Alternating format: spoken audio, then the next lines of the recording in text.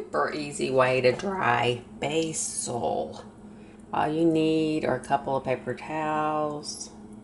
This is an old twist tie. This is an old rubber band. And this is an old paper towel.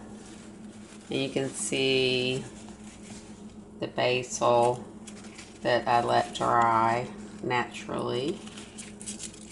And you can kind of hear how it's dry. I'm offloading it into a little plastic baggie. You lay out all your basil leaves so that they don't touch.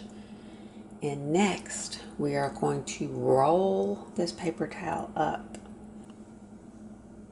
Then we simply throw it in the refrigerator and forget about it. Usually takes about 2 to 4 months to dry the leaves. Then I put them in the plastic baggie and I throw them back into the refrigerator for storage. They tend to dry a little bit more in the refrigerator. The problem with drying basil using other methods is the leaves turn black. Yes, my leaves have darkened, but that's natural.